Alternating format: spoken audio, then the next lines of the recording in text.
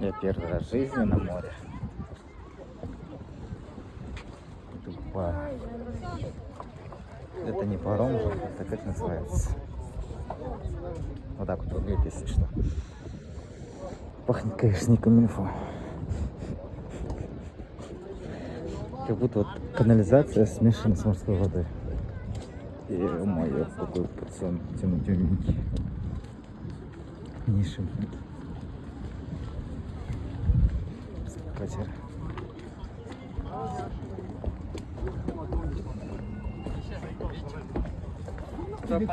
Сегодня, блядь, это вы хавали, брат.